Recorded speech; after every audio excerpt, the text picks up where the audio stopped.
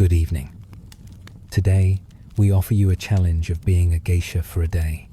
You wake up into a life that isn't supposed to belong to a real human being. It's supposed to belong to a painting, or a fantasy, or that one guy's badly researched Hollywood script who insists geisha are basically like high-end escorts, right? And you will spend your entire career disproving him with weaponized politeness. If this little midnight field trip teaches you something, please toss a subscribe if you haven't already done it. And tell me in the comments what part of the world you are from, so the rest of the world can wish you a good night's sleep. I hope you truly love the stories I share with you all here. Now, turn down the lights, draw the curtains shut, slide into your sheets, and let's begin. The core tension of your existence is simply this. You are not a prostitute. You are not a wife. You are not exactly free. You are, in the technical literature, an entertainment professional operating at the crossroads of music, performance, and male emotional tech support. In non-technical terms, your job is make men feel fascinating while you slowly lose circulation in both feet. If this sounds like modern customer service, congratulations, you're already in the right mood.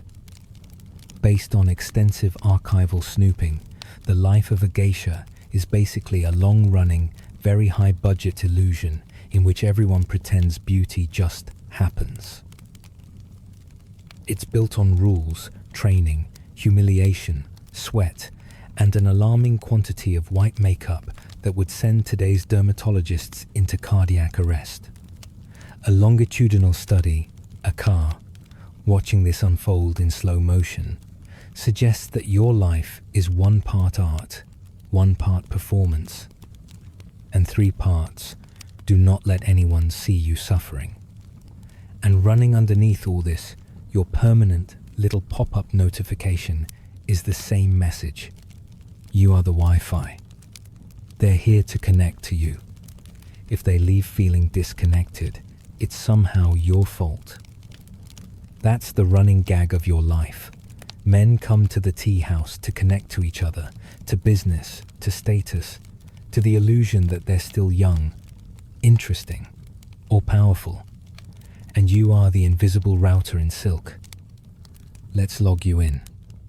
You are in Kyoto, or maybe Tokyo. Maybe it's the 18th century, maybe the early 20th. The exact date is fuzzy because, frankly, the emotional climate is the same.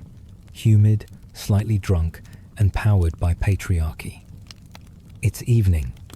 The streets of the Hanamachi, the flower town, which sounds cute until you realize you're the flower, are narrow rivers of dark wood and lantern light.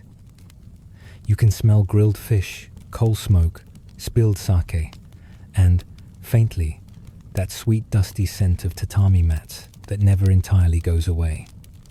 Your wooden sandals, okobo, which are less shoes and more small architecture, clack against the stones like you're walking on tiny wooden drum kits. Your neck is cold where your kimono dips in the back, deliberately displaying the nape, because somewhere along the line, men collectively decided a few inches of neck was the height of erotic experience. Empirical evidence, also called vibes, implies they really committed to that bit. You are not yet a full geisha. You're a maiko, an apprentice. Translation: your job description is decorative unpaid intern with bells on. Literally bells sometimes on your hair ornaments. The methodology was robust, the people were not. To reach even this stage, your life has already been surgically removed from the normal track. You were probably handed over as a child, maybe 10, maybe 12, to an ukiyo-e, a geisha house. Your parents were poor, or ambitious, or both. A conservative estimate, pulled directly from thin air, would be that they saw 2 main options. You work all day in the fields. You work all night in silk. They chose silk. On paper, this sounds better. On your spine, not so much. From the moment you cross the threshold of the ukiyo-e, your old life disappears with the administrative efficiency of a modern email unsubscribe button. You belong to the house now. Debt sticks to you like humidity, tuition, clothing, training, food, makeup, the privilege of breathing near expensive fabric. Peer review in this case meant the house mother said so, and your training begins. The technical term might be education, but the practical term is boot camp in slow motion. You wake before dawn, your body still wants to be a child. Your schedule responds, that's adorable. You sweep the tatami, you scrub, you carry coal. You do every menial task short of personally apologizing to each floorboard. The smell of rice cooking mixes with incense and slightly stale sake from last night's party, like a hangover in olfactory form. Then, lessons. Shamisen lessons. Your fingers blister as you pluck 3 strings into submission, trying to turn noise into music. Your teacher is a woman with a face like a granite monument to disapproval. She taps your knuckles with a fan when you miss a note, a controlled experiment in negative reinforcement. Controlled experiments were not, tragically, involved in designing this system. Dance lessons. You practice slow, precise movements for hours, learning how to say entire paragraphs with a turn of the wrist, a tilt of the head, a pause that lingers 1 heartbeat too long. Your feet move in tiny glides, your knees soften just so, your fan opens with soft snaps that sound like punctuation marks in the air. Tea ceremony, which is less making tea and more performing a masterclass in controlled gestures, timed silences, and the exact right angle at which to admire steam. Here, you learn that the difference between pouring properly and pouring like a peasant is about 3 degrees of wrist rotation and 7 centuries of cultural pressure. You learn songs, poems, witty conversation, how to pour sake without your sleeve committing a murder-suicide into the cup. You learn to laugh exactly the right amount at jokes that are, by any standard, not funny. Subsequent research has confirmed that, yes, it got worse as the night went on. And always, you are learning the same unspoken curriculum. You are the Wi-Fi. You quietly keep everything connected. And if the connection drops, it's your fault, not the drunk samurai trying to sing. Let's pause and address a misconception, because you've heard it whispered from one too many tourists in cargo shorts. So, geisha are like prostitutes, yeah? Here's the official, mock scholarly answer. No. Here's the longer, more exasperated answer. Geisha are trained entertainers. They're professionals of art, music, dance, conversation. They are licensed, regulated, and very specifically distinct from sex workers. Yes, some geisha had romantic or sexual relationships with patrons. Yes, there were historical overlaps and messy grey zones, especially around things like mizuage, the coming-of-age ceremony that, in some times and places, got entangled with the sale of a maiko's virginity. A strictly non-scientific survey of the sources suggests this was deeply complicated, heavily commercialized, and always framed as special, exceptional, and totally not the main thing. But your official job? Not sex. Not marriage. Not love. Your job is to create an experience. You are not the product. You are the atmosphere. You are the Wi-Fi, remember. They're paying for the connection, not the router. So how does a typical night actually work once you've clawed your way up to being a full geisha? Imagine you're 23, though you look eternally 19, thanks to makeup, discipline, and pure stubbornness. It's late evening. You've spent an hour getting dressed, and that's not an exaggeration. That's almost a unit of measure. First, the underkimono, layer after layer of carefully folded fabric, each one whispering against your skin like polite ghosts. Then the main kimono itself, heavy silk, hand-painted, worth more than several people's annual income and all of their hopes and dreams. The obi, the wide sash, is pulled tight around your waist with enough force to qualify as a mild chiropractic intervention. Empirical evidence, vibes, implies your organs are now roommates. Your hair, if we're in earlier periods, is styled into elaborate shapes using wax, pins, combs, and what feels like emotional blackmail. You sleep on a wooden headrest to preserve the style, because pillows are for civilians. Later, wigs will do some of this work, but let's not pretend it gets comfortable. The technical term might be ornamental coiffure. The practical term is expensive helmet.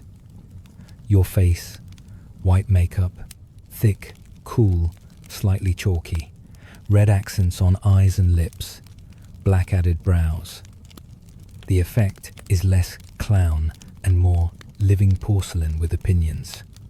Scholars suggest that the white face originally helped visibility in candlelight. You're literally designed to be seen in dim, smoky rooms where mediocre men say important things. By the time you leave the ukiyo-e, you have transformed into something else. Your footsteps are small, controlled, your back is straight, your neck is exposed in a calculated hint of vulnerability. On the outside, you are serenity in motion. On the inside, you are running system diagnostics. Is the obi sitting right? Can I walk in these sandals? How many clients tonight? How drunk are they? And how much geisha Wi-Fi do we need to broadcast? You arrive at the ochaya, the tea house, which is less about tea and more about curated chaos. The rooms are small universes, tatami floors, sliding paper doors, scrolls on the wall, flower arrangements that look simple until you realize they were engineered with more planning than your entire childhood. Inside, the men are already gathering. Samurai in earlier centuries, merchants with money but no official status, politicians later on, industrialists, film stars.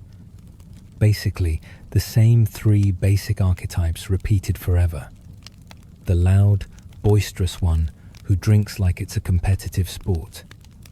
The quiet, brooding one who insists he only comes for the culture. The old one who wants to tell the same story every time. All available data, plus some speculation, point to these being eternal categories of man. You enter, and the atmosphere shifts. This is your domain.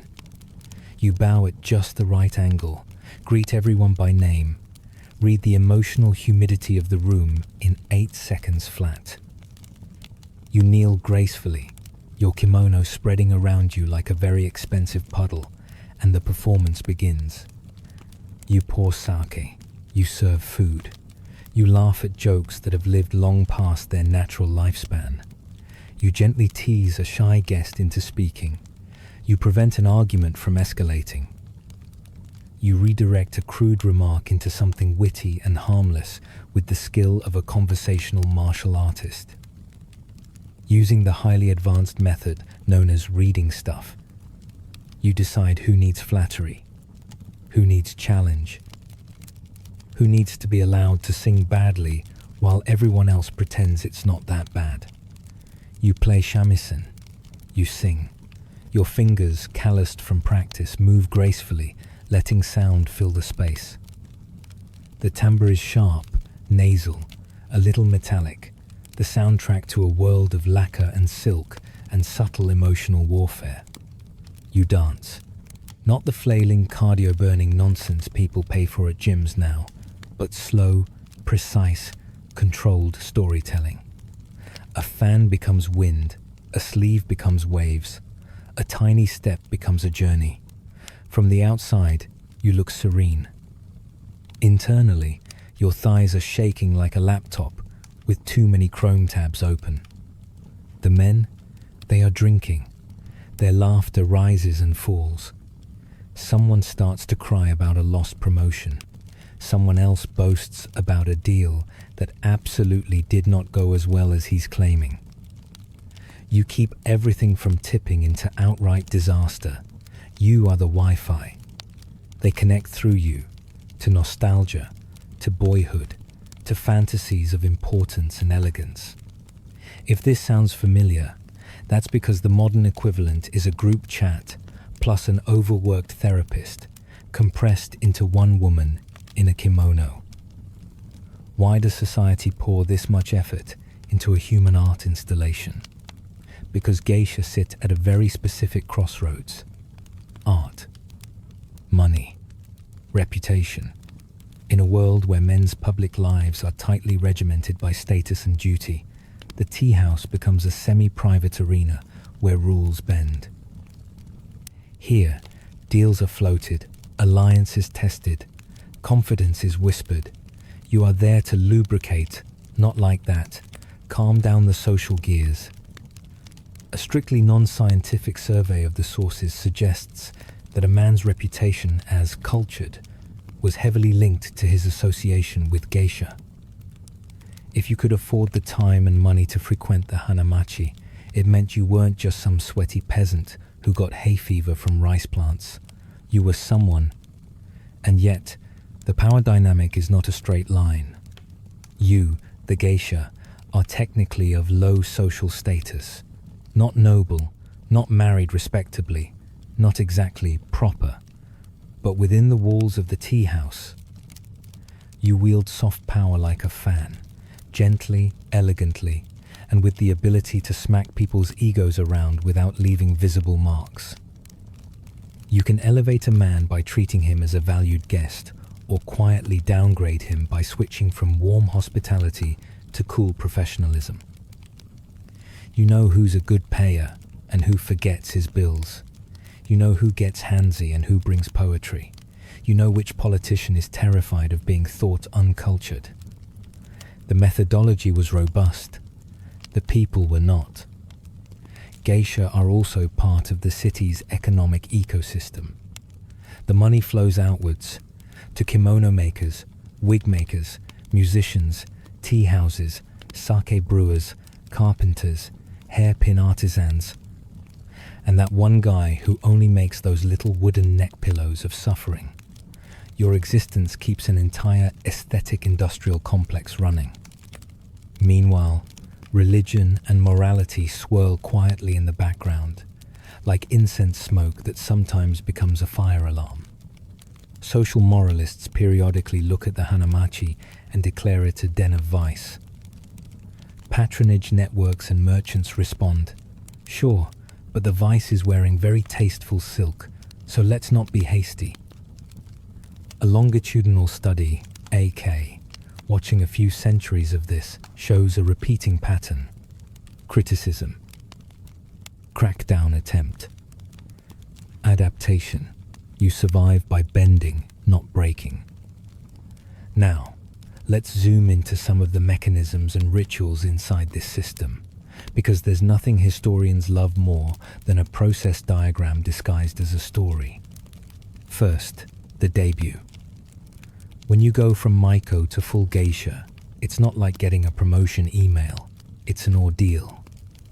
Your hairstyle changes simpler, more elegant, less festooned with enough ornaments to qualify as a small festival. Your kimono style shifts, your obi is tied differently, signaling subtle distinctions that everyone in your world reads fluently and everyone outside your world absolutely misses. There might be a ceremony, a round of parties, a series of appearances where you are shown off like the latest iPhone, except harder to replace and with better posture.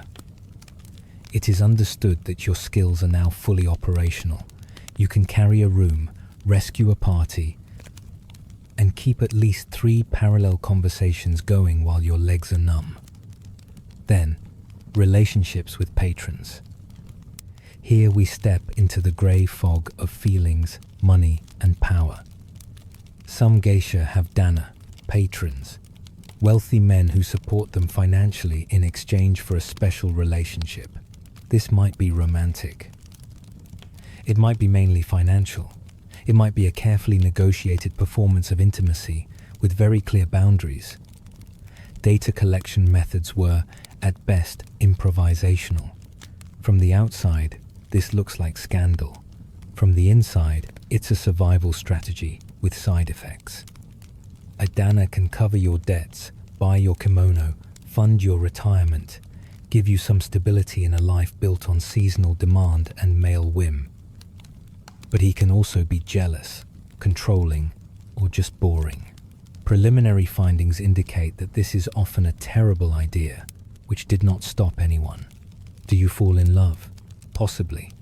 But love, in your world, is like hair ornaments, beautiful, fragile, and not guaranteed to survive the night intact. Sometimes, you end up deeply attached to a patron who cannot or will not marry you. Marriage for geisha is complicated. Often it means leaving the profession entirely. There's no easy way to be both ideal wife and eternally available fantasy of sophistication. The job description is not transferable. So you exist in this liminal space, more intimate with some men than their wives are, more emotionally aware of them than their colleagues are, and yet ultimately outside the official story of their lives. You are the Wi-Fi, remember. They never put the router in the family portraits. Edge cases and absurdities? Oh, there are many. Let's brief you on some of the more ridiculous bits of your sanctioned behavior. First, food, or rather, the lack of it. Your kimono is cut to glide smoothly over your body. The line must be clean. A bulging stomach? A crime against line and form.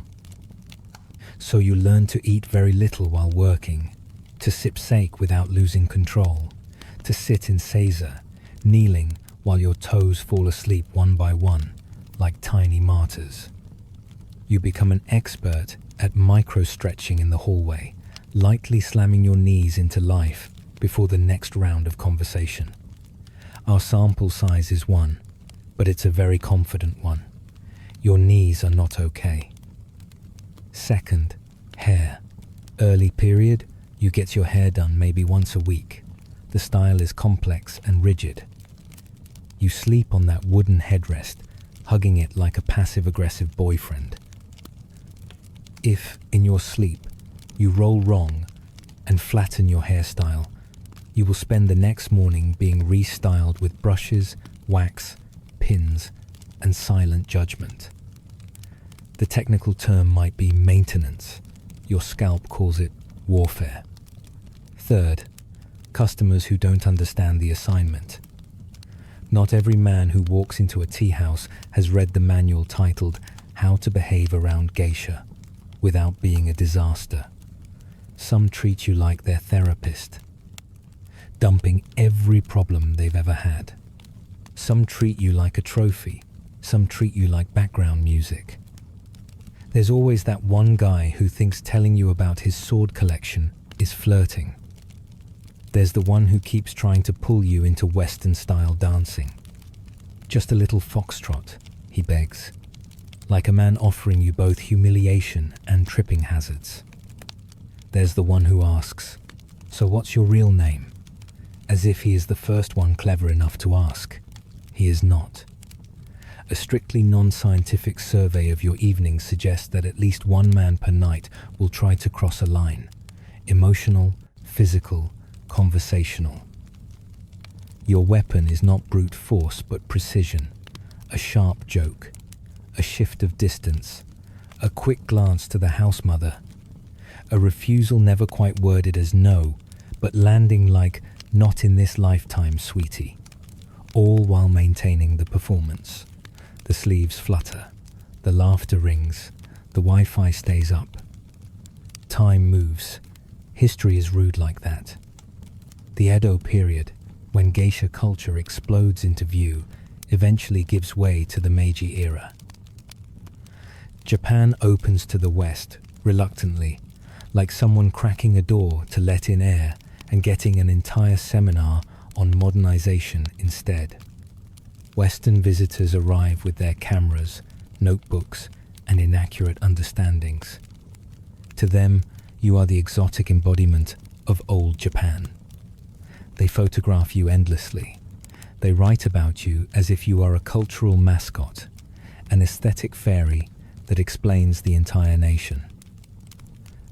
Rigorous historical analysis reading their diaries and rolling our eyes, suggests that a lot of them did not understand the difference between geisha, courtesans, bar hostesses, and literally any woman in a kimono who made eye contact. So the myth of the geisha as elite prostitutes spreads overseas, while within Japan, you continue to be something much more specific and much more complicated. A professional artist whose workplace just happens to be thick with booze, money, and male vulnerability. Then comes the 20th century, doing what it does best: chaos. Industrialization, urbanization, wars, World War II bombings flatten entire districts, including Hanamachi. Some geisha flee, some adapt. During the American occupation, geisha become entangled in the GI imagination. Brothels pop up branding themselves as geisha houses for confused servicemen. Subsequent research has confirmed that, yes, this made your PR situation significantly worse.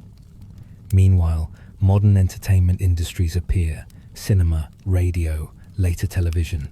Why hire geisha to sing and dance when you can listen to a record? Why go to a tea house when you can go to a bar? Why spend a fortune on carefully curated ambience when you can get loud music and cheaper alcohol? Preliminary findings indicate that geisha numbers decline sharply, but the ones who remain double down on what only they can offer: ritual, continuity, tradition. The feeling that you've stepped sideways into another century. By the late 20th and 21st centuries, you are a rare creature. There are fewer of you. Training is expensive. Fewer young women are willing to sign up for this life of discipline and delayed retirement when they can just become influencers and monetize their lunch photos. Data collection methods, interviews, documentaries, awkward tourist questions suggest that many of the women who do choose this path now see it as a calling, an art career, and a way of preserving cultural heritage. And there you still are, putting on the white makeup, wrapping yourself in silk, logging into your shift as the neighborhood's emotional Wi-Fi. Let's check in with your body again, because history books rarely ask how your knees are doing. You are in your 30s now, which in geisha terms can be a peak. Your skills are refined, your presence commanding, your fan snaps lethal. Clients request you by name. Your hairstyle may be mercifully simpler. You've learned how to deploy your laugh in 10 distinct settings. The polite, "I'm listening." The amused, "You're charming, but wrong." The full body, "I'm delighted, please keep spending money." You know which kimono color makes you look serious, which one makes you look playful, which one quietly hints, "Tonight is expensive." But your joints ache. The years of kneeling, dancing, walking in platform sandals have added up like unacknowledged invoices. You've drank more sake than any doctor would recommend, even if much of it stayed politely in your mouth before slipping into the nearest potted plant when no one looked. Your hearing has become sharp at detecting the subtle rustle of a client reaching for his wallet versus reaching for trouble. You've trained juniors. You've watched fresh-faced Maiko arrive, stumbling in their high sandals, and thought, "Ah, yes, factory reset." You've seen patterns repeat. Men fall in love with you. or with what you represent, over and over. They say things like, "You're the only one who really understands me." And you think, yes, because I've had this exact conversation 500 times in different kimono.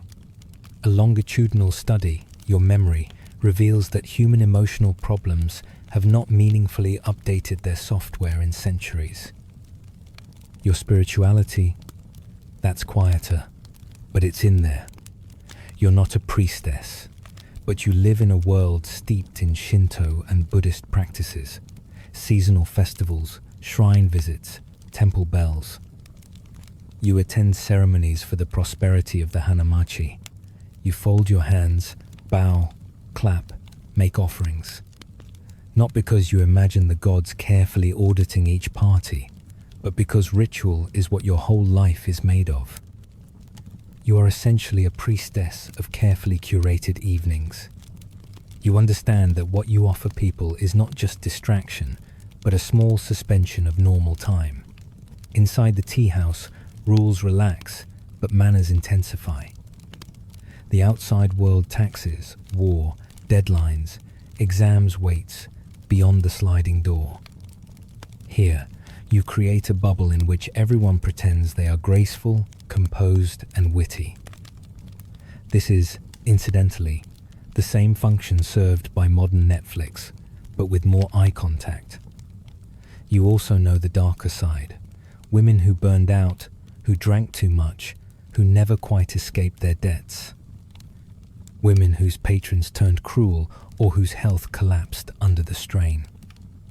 A strictly non-scientific survey of the anecdotes suggests that this life can be beautiful and brutal in the same evening. Now let's talk fetishes, because you knew we'd get there. Not the internet kind, you don't have time for that. The historical kind. Men fetishize the idea of you.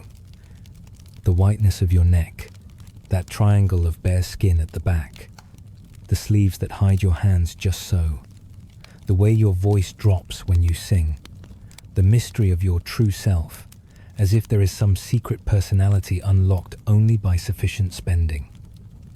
They fetishize the idea that you are eternally composed, eternally available in the specific sense of available to perform attention, eternally untouched by mundane concerns like laundry or headaches or the desire to throw a shamisen at someone's face.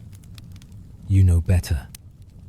You know that after the party, you go home, scrub the makeup off, hang the kimono, soak your feet, peel off the persona.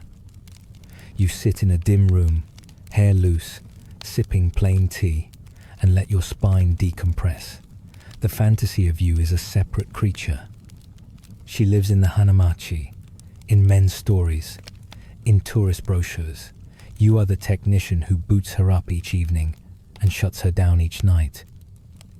The technical term might be self-management. The practical term is emotional necromancy. If we run a quick cost-benefit analysis on your life, using the highly advanced method known as reading stuff and overthinking it, here's what we get. Costs, physical strain, limited autonomy, especially early on, debt, public misunderstanding, the constant need to perform social perfection even when someone is being unbearable, benefits, economic independence, eventually, ideally, a tight-knit community of women with shared skills and culture, mastery of art forms, dance, music, conversation that transcend your individual story, the ability to see men at their most unguarded and survive it. All available data, plus some speculation, point to this conclusion. Being a geisha is neither the romantic fantasy nor the horror story outsiders like to imagine. It's a job, an extraordinary, demanding, highly aesthetic job that eats your time, your knees, and your anonymity, while also giving you power in spaces where women supposedly have none. You are not patient zero of exploitation. You are not the poster girl for female liberation. You are a professional navigating a rigged system with silk, wit, and well-timed laughter. You are the Wi-Fi in a wooden house where everyone is pretending the internet doesn't exist. Fast forward mentally to now, modern day. Some geisha districts are gone forever, turned into concrete and convenience stores. Others survive. Kyoto's Gion, Pontoko. A handful of neighborhoods where lanterns still glow on rainy nights, and you can catch a glimpse of white makeup vanishing around a corner like a shy ghost. Tourists crowd the streets, wielding cameras like they're collecting Pokemon. Signs beg them not to chase geisha. Some do anyway, because the Venn diagram of people who read signs and people who sprint after strangers for Instagram content barely overlaps. Inside the tea houses, however, the atmosphere is surprisingly familiar. Modern businessmen take off their jackets, loosen their ties, they bow, they drink. They compliment the kimonos and the music, sometimes with genuine reverence, sometimes with the vague air of someone repeating phrases from a travel blog. Geisha ply their trade, welcoming, entertaining, observing. They've added some modern repertoire, maybe a jazz song on shamisen, maybe film anecdotes, but the basic mechanics haven't changed in centuries. You, watching this as a historian from the future, realize something both funny and a little heartbreaking.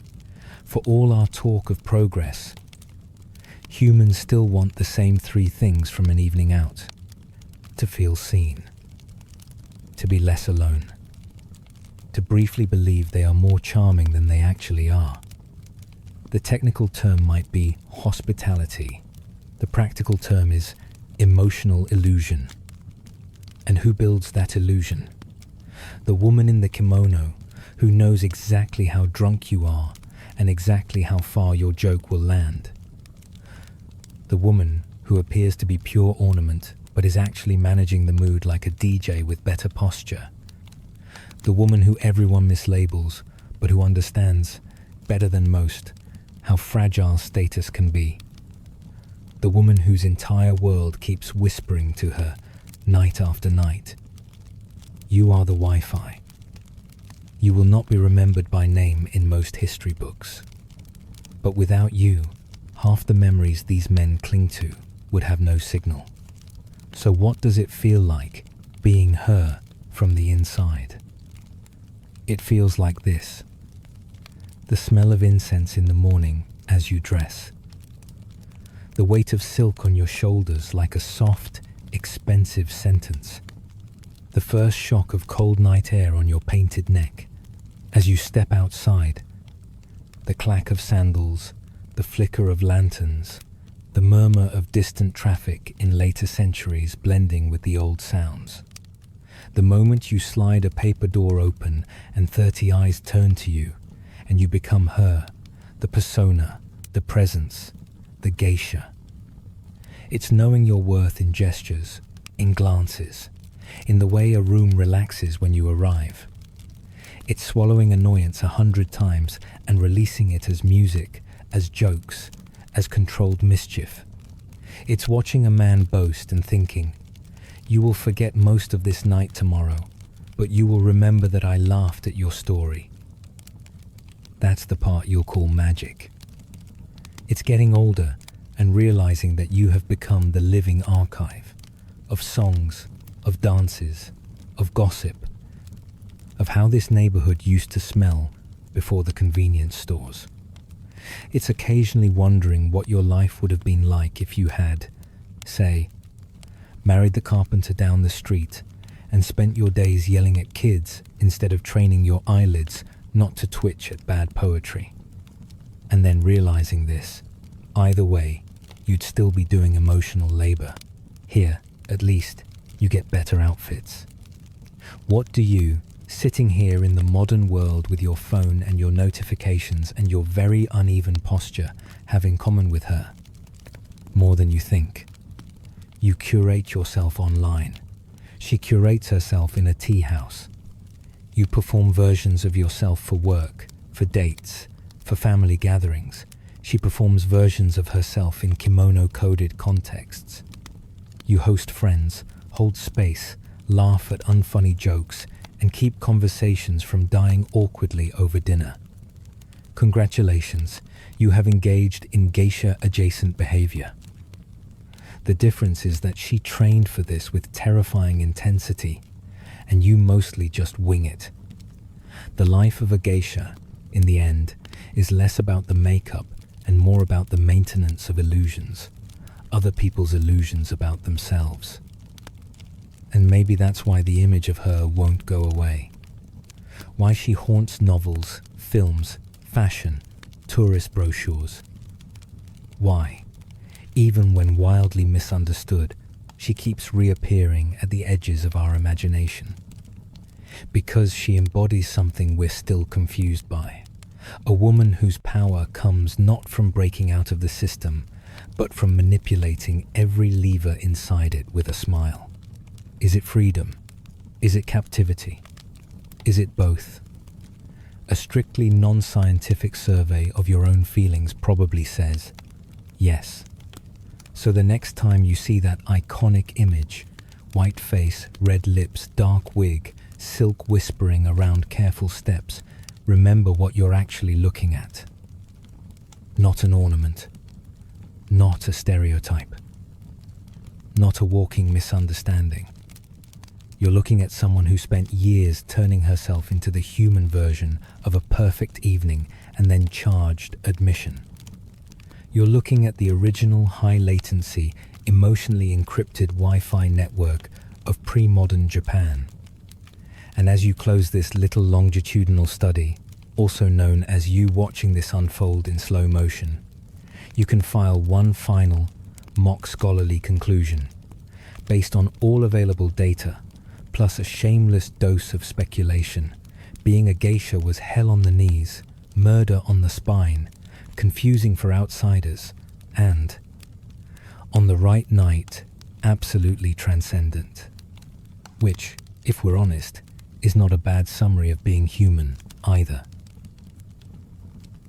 In our second story tonight, you are not supposed to be the one in charge. You are born female, Persian, inconvenient, technically a refugee, and in the great imperial hierarchy of the Mughal court, you rank somewhere between decorative lamp and surprisingly literate carpet.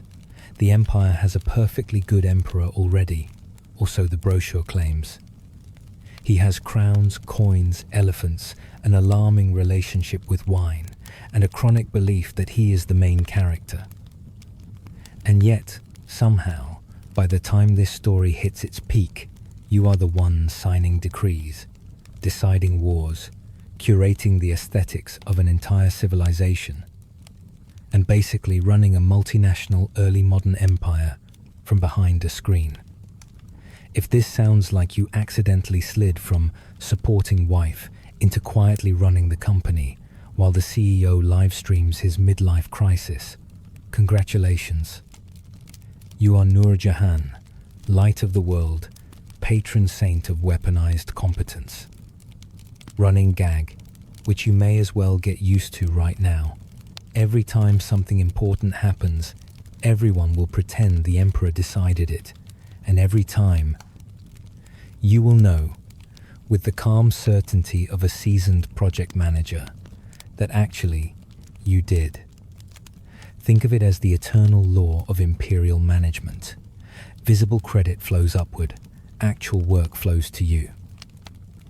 Based on extensive archival snooping and the highly advanced method known as reading stuff, here is the situation. You are born as Mir Nisa, in a family that hustles its way from Persian uncertainty into Mughal relevance. The empire into which you arrive is all texture and intensity.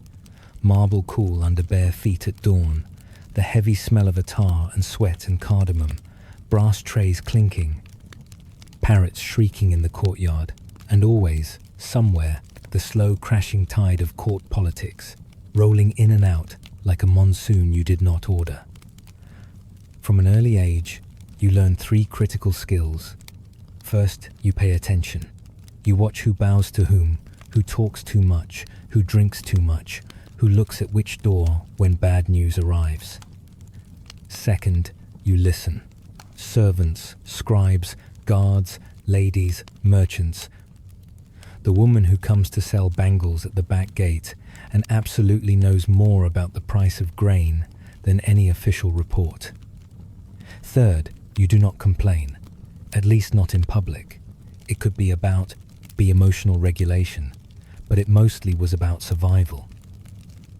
A conservative estimate, pulled directly from thin air, would be that fully half the people in your orbit spend their time loudly exaggerating their own importance. You do the opposite. You cultivate the one thing more dangerous than volume: competence. Of course, history being the disaster that it is, your life is not a straight line to the throne behind the throne. You are married off first to a provincial noble, a soldier administrator type. Scholars suggest he was brave, proud, and not particularly good at reading the room. He dies in one of those politically inconvenient ways that are either tragic accident or murder, depending on which faction is currently talking. Your conservative, entirely non-peer-reviewed grief response involves moving with your infant daughter into Imperial Purda, the ladies' quarters, where theoretically, life is over. You are meant to fade into a respectable, invisible widowhood. You will embroider, you will pray, you will give wise but harmless advice, and you will definitely not rearrange the power structures of one of the wealthiest empires on earth.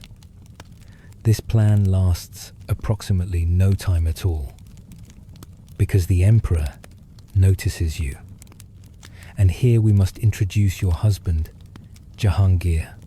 Think of him as that one founder who is brilliant at vision, catastrophic at operations, and deeply committed to substances that should never be scheduled before a budget meeting. He loves art, gardens, animals, and getting thoroughly wrecked on wine and opium. He also has the emotional stability of a group chat at 3 in the morning. A strictly non-scientific survey of his own memoirs suggests he is charming, impulsive, self-aware in bursts, and a walking cautionary tale about what happens when you give a sensitive poet absolute power and no calendar app. He allegedly sees you in the harem, and the imperial brain, already not known for delayed gratification, decides, yes, that one. This is not a crush so much as a strategic error wearing a crown. There are obstacles. You are a widow. There are political factions. There is decorum.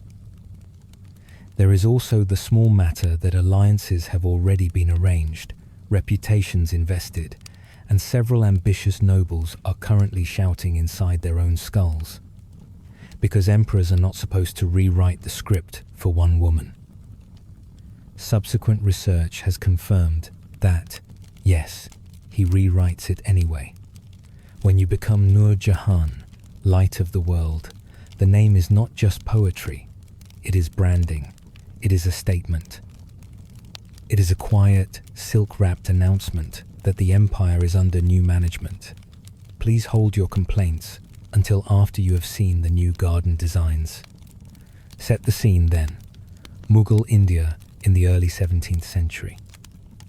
The air over Agra and Lahore shimmers with dust and incense and ambition.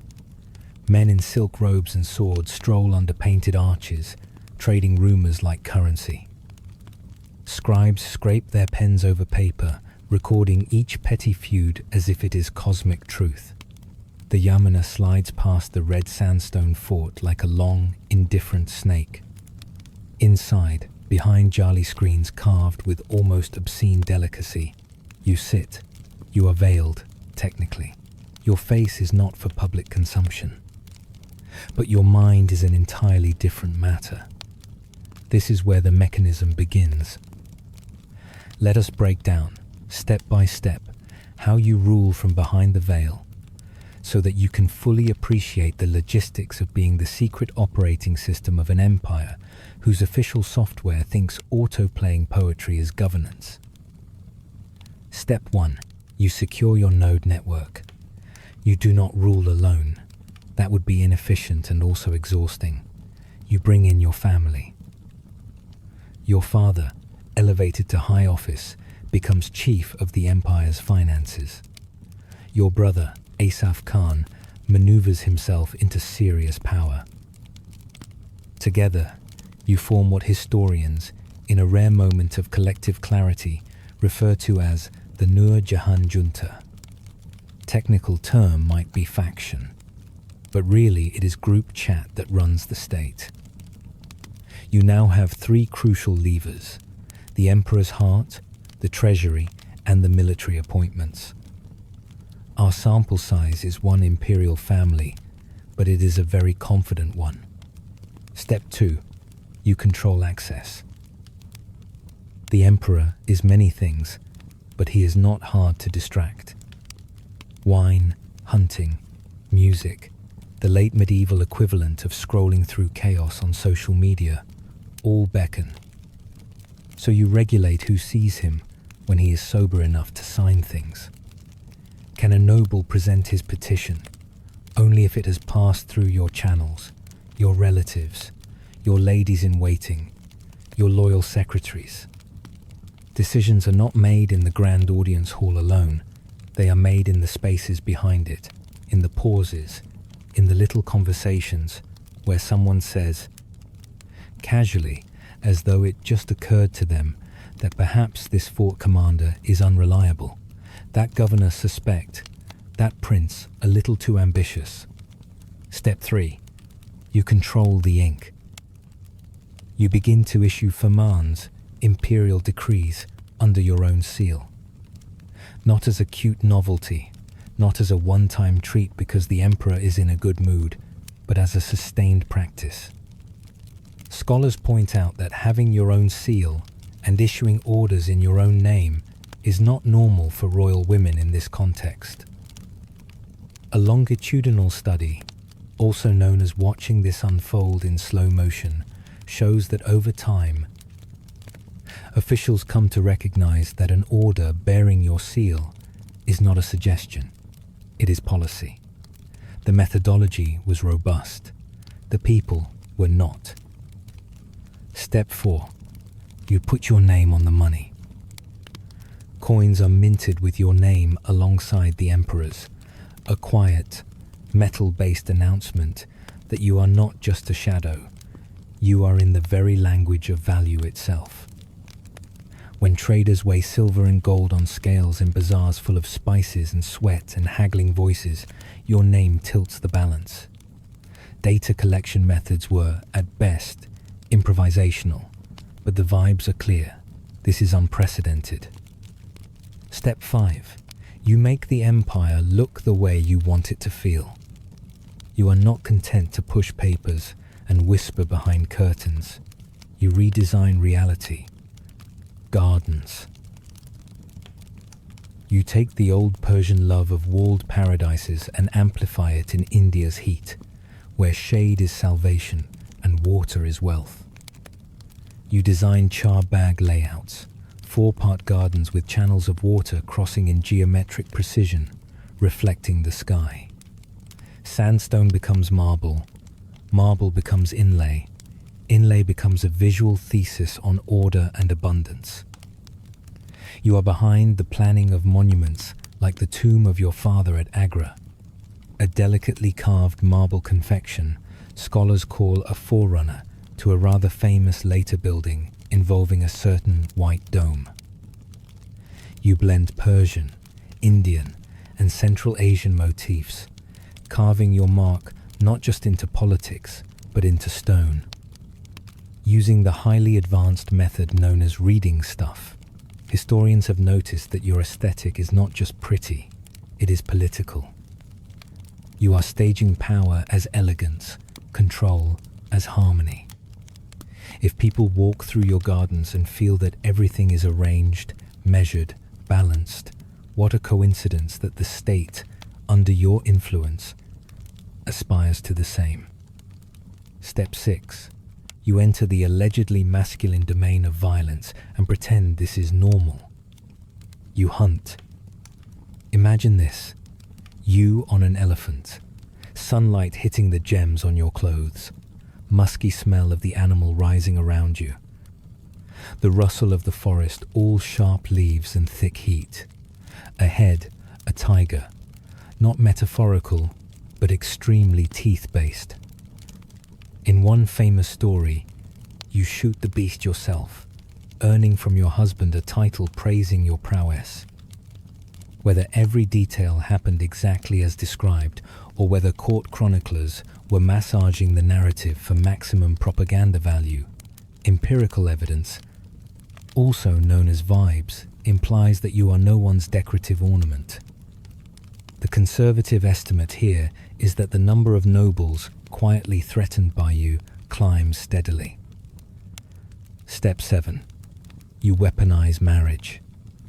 You cannot swing a cat in this court without hitting some prince or noble with a grievance. The Mughal family tree is less a tree and more a tangled vine someone has tried to prune with a sword. You arrange marriages like chess moves. Your niece, Mumtaz Mahal, is married to Prince Khurram, the future Shah Jahan, who will one day build the Taj Mahal for her. This links you to the next generation of the dynasty. You are not just a phase, you are infrastructure. From a governance perspective, this is the ancient art of not letting any ambitious male relative sit alone with his thoughts. A conservative estimate, pulled yet again from thin imperial air, suggests that an unoccupied prince is roughly as safe as an unpinned grenade. So you occupy them. With wives, with campaigns, with honors, with just enough responsibility to keep them from rebellion, and just enough frustration to keep them dependent. And yet, of course, because this is history, rebellion comes anyway. Prince Khurram, your own relative by marriage, at one point rebels against his father. The reasons are the usual imperial cocktail of ambition, fear, and a deep suspicion that while he is technically the heir, your family has too much power. Preliminary findings indicate that this was a terrible idea. Still, from his perspective, it makes sense. From behind the curtain, you are coordinating policy, signing orders, placing your people in key posts. The emperor is increasingly distracted, his health compromised by indulgence, his energy sapped. If you are a prince with dreams of absolute authority, you look at your stepmother and see an obstacle, no matter how many gardens she has kindly installed. This is the larger pattern you swim in, a world where male honor and ego cannot quite process the idea that an intelligent woman is not a cosmic glitch. All available data, plus some speculation, point to the fact that many nobles deeply resent you, even as they court your favor. They whisper that you have bewitched the emperor, that you are corrupting tradition, that things were better when women knew their place. Data collection methods were, again, improvised. The sample is heavily self-selected, consisting mainly of men passed over for promotion. We should talk about the veil. From a modern perspective, it is easy to treat purdah as pure confinement. And make no mistake, the restriction is real. You cannot simply stroll into the audience hall and tell a general he is an incompetent buffoon, no matter how accurate this assessment may be. You are supposed to be invisible, modest, removed. But you also discover that there is power in being physically absent while mentally omnipresent. You are heard but not seen. Your words arrive sealed, your decisions carried, your opinions delivered through trusted intermediaries. The emperor can present your choices as his own, and in return, you get to act without the immediate, direct scrutiny that a visible female ruler would attract. Think of it as running an empire on stealth mode. In modern terms, it is something like being the anonymous founder of a wildly influential forum. Everyone feels the effects. Almost no one really knows where the posts are coming from. If you are watching this as a late-night insomniac in a world of corporate org charts and executive assistants, you already understand the template. Officially, the emperor is the top of the pyramid. Unofficially, you are the person whose calendar invites mean something. And every time some noble walks out of the audience hall saying, "His Majesty has decided," you silently update our running gag. You know who really decided. Certainly not the man who could barely sit through the meeting without glancing longingly at the wine. The social world around you is thick with hierarchies: courtiers, princes, Rajput allies, Persian migrants, merchants, Sufis, clerics, all layered in a tense, constantly recalibrated stack of alliances and grudges. Religion is not a simple backdrop, but a public performance of legitimacy. Your husband's father, Akbar, experimented with interfaith debates and new rituals. Under Jahangir, things tilt in slightly more orthodox directions, but never fully settle. You, as Nur Jahan, walk an exquisite tightrope. You sponsor pious endowments, support shrines, and present yourself as a properly devout Muslim woman. Even as you exercise a level of political agency that would make many jurists clutch their beards in horror, you perform modesty loudly, power softly. You can call it cognitive dissonance, but it is about not getting yourself murdered. Meanwhile, the economy continues its endless grind. Caravans crawl across dry plains, loaded with textiles, spices, indigo, precious stones. European ships hover along the coasts, sniffing greedily at trade opportunities. Within the empire, land revenue is the core of the system. Peasants coax crops out of fields, tax collectors descend, officials take their cut. And somewhere in a marble hall, a report is presented saying that everything is fine. A longitudinal study of human nature, also known as history, suggests that everything is never fine. You intervene in this world not by ploughing fields yourself, though the mental image is delightful, but by shaping who oversees the extraction. Loyal people get good posts. Disloyal ones are rotated out, exiled sideways, or gently encouraged to retire and contemplate their life choices in some scenic but politically irrelevant location. Here is where your taste and governance blend. You are known to favor high-quality textiles, jewelry, perfumes. You encourage specific designs, support particular artisans. There is a feedback loop between your personal consumption and broader economic patterns. Controlled experiments were not, tragically, involved. But it seems that when the most powerful woman in the empire decrees that a certain cut of robe or style of embroidery is the thing, demand reacts. Sumptuary law meets fashion influencer. Let us zoom in on a day in which you flex the full range of your behind-the-veil power. Morning. You rise before the heat becomes unbearable. The air is cool, with that faint dampness that clings to stone just after dawn. You wash, pray, and then sit with your secretary and attendants to review petitions. Rolls of paper arrive, smelling faintly of dust and ink. Reports from governors, pleas from widows, complaints about corrupt revenue officials, offers of gifts. Your secretary reads. You listen. Sometimes you ask for more detail. Sometimes you recall that this governor's brother is married to that scribe's cousin, and perhaps we should not trust this glowing self-review. Peer review in this case means my cousin agrees. You dictate responses. Approve this appointment. Deny that request. Order an investigation into that officer who who mysteriously grew rich after a famine. Tell this merchant that his grievance is noted, and also, by the way, a small donation to the shrine we favor would not go amiss. Your words are distilled into orders, sealed and sent, the bureaucratic bloodstream carrying your intentions out to distant corners of the realm. Midday, the emperor appears. He is in one of his oscillating moods, affectionate, petulant, almost boyish, then suddenly regal.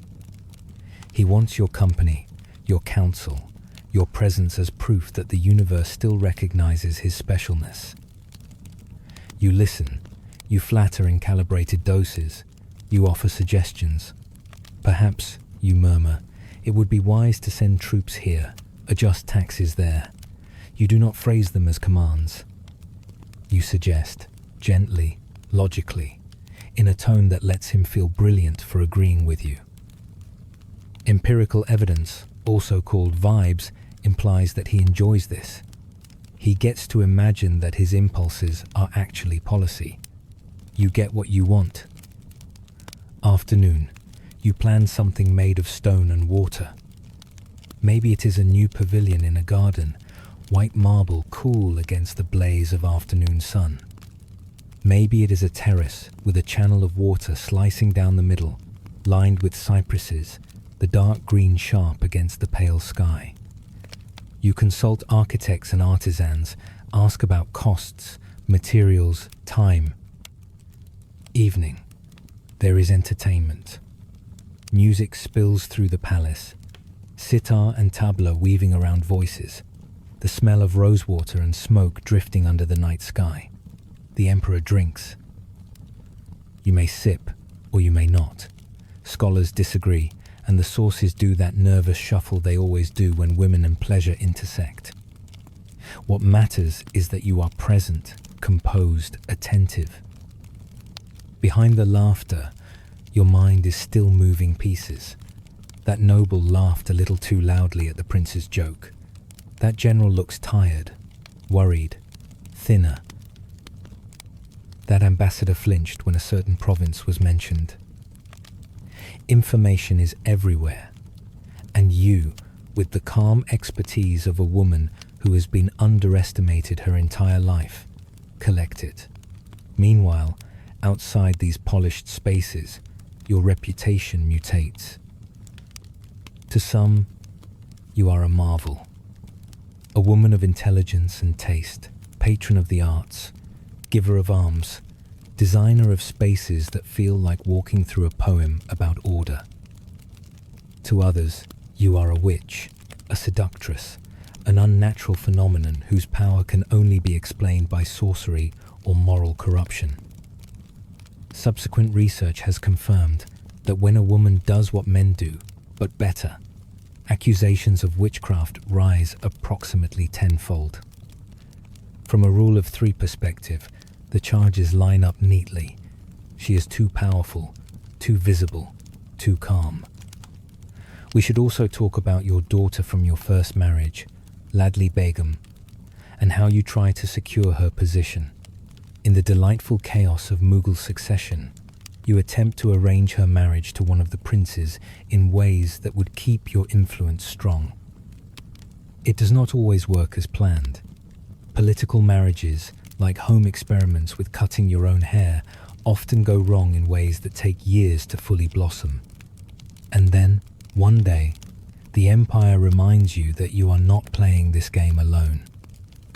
Enter Mahabat Khan, a general with a name that sounds like trouble and the track record to match. Resentful of your influence, wary of your faction, he stages a coup of the sort that makes later palace dramas look underfunded.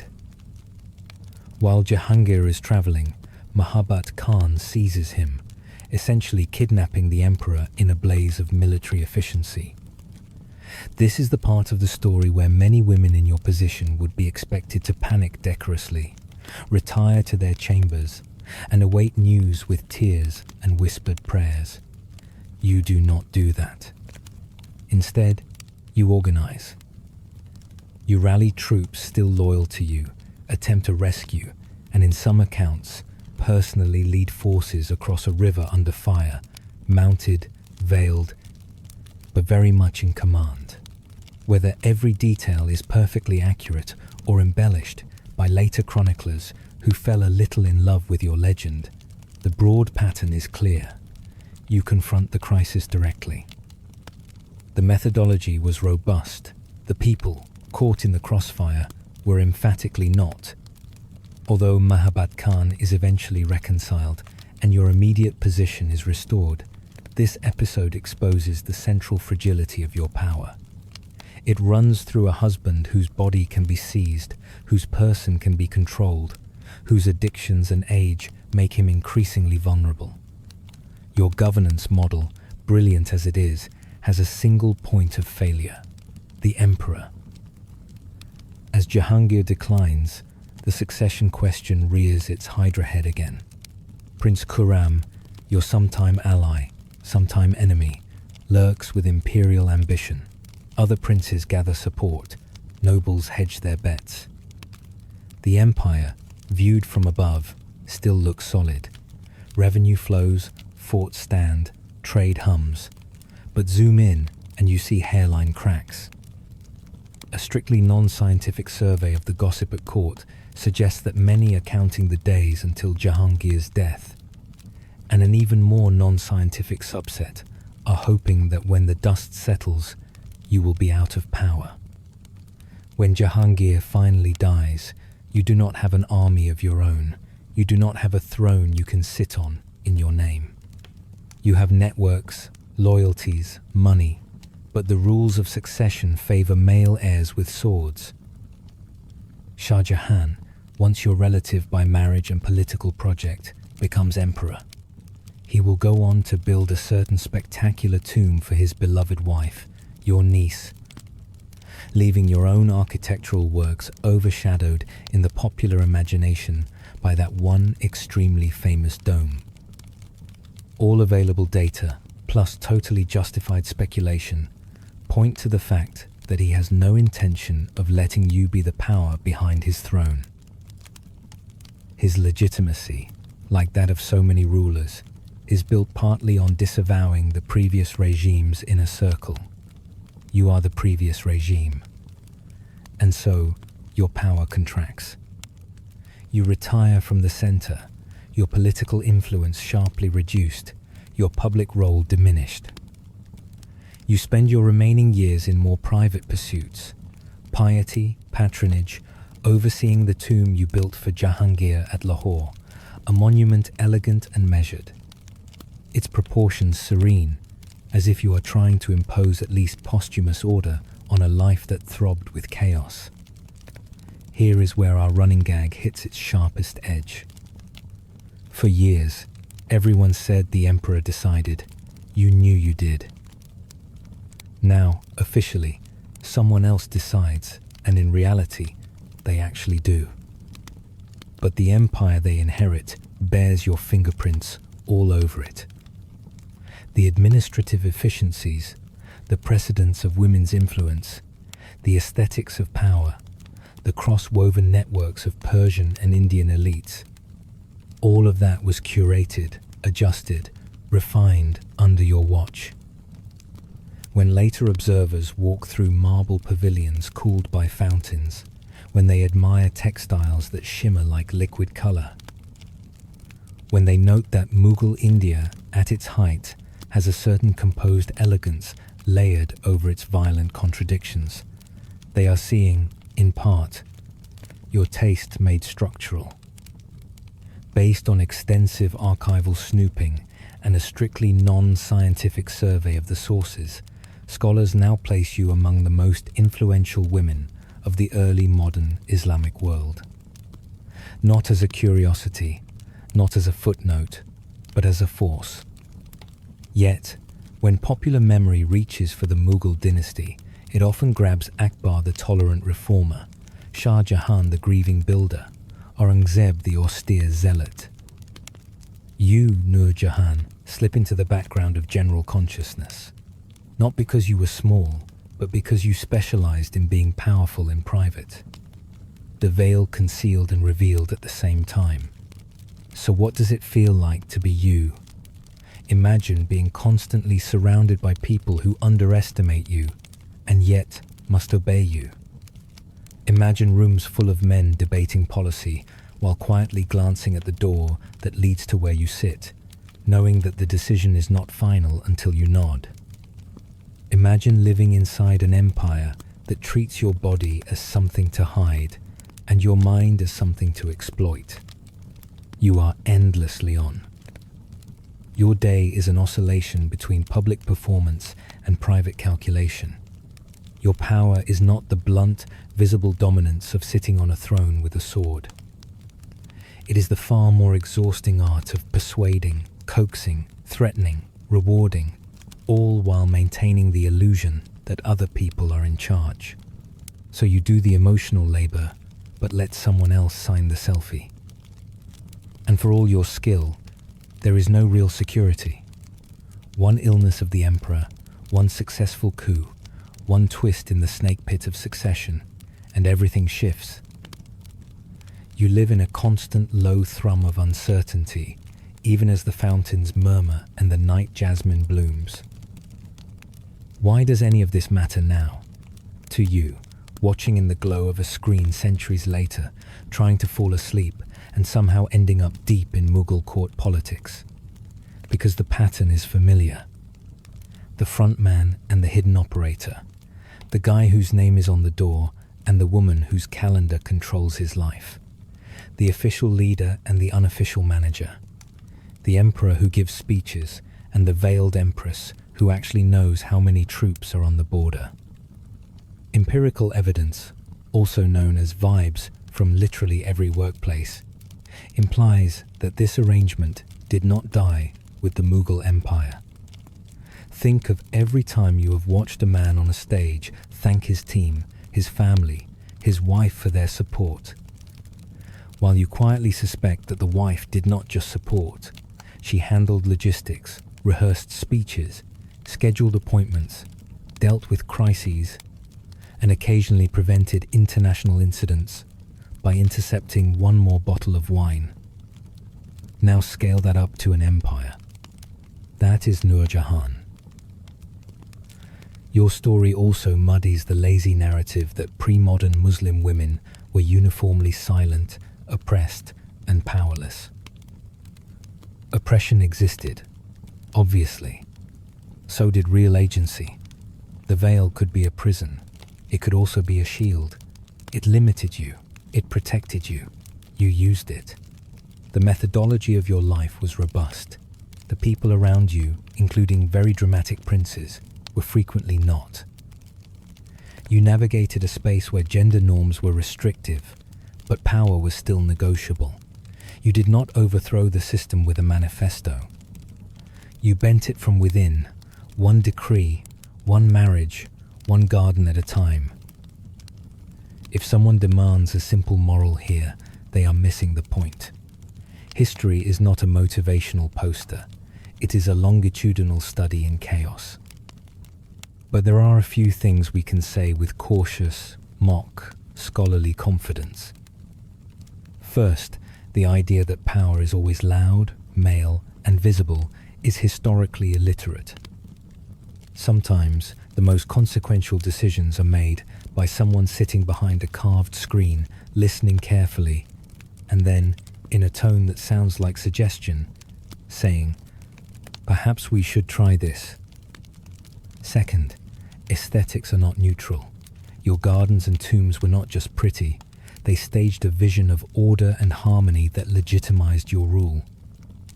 When you persuaded the empire to walk through corridors of marble, water, and shade, you were teaching it how to imagine itself. Third, being indispensable does not guarantee you a legacy. You can build structures, design systems, run everything with elegance, and still find your story overshadowed by flashier monuments and more marketable myths. And yet, every time scholars trace the line from early Mughal architecture to later marvels, your work appears as a quiet precursor. Every time someone reads the coins bearing your name, they touch the record of a moment when a woman's authority was literally stamped into the currency. Every time a historian squints at the sources and mutters that this policy shift, that faction victory, that administrative reform seems suspiciously aligned with your network, they are, in their dry, footnoted way, admitting what everyone around you once knew but would not say out loud. The emperor decided. You decided what he would decide. So here you are, at the end of your long imperial day, sitting in a pavilion that you designed, watching the light slant over water. The air smells of earth cooling after heat, of distant cooking fires, of flowers that only release their scent at night. You have outlived your husband, outlasted your moment at the center, and watched the next generation take the stage, as they always do, convinced that they are unique. You know better. You have the dubious comfort of experience. History will not remember you as widely as it should. That is irritating, but not surprising. Yet anyone who looks closely, anyone who follows the paper trail and the building plans and the coin inscriptions, will see you sitting behind the veil, spinning the threads. Our running gag closes here. Throughout, everyone insisted that credit belonged to the emperor. You knew where the real authorship lay. Now, centuries later, that veil thins a little. The joke lands differently. The emperor decided, according to you, and if there is one crisp line to carry back with you into your own messy century, it is this. Whenever someone tells you that history is the story of great men, remember the woman behind the screen who ran an empire so efficiently that most people did not realize it was her until long after she was gone.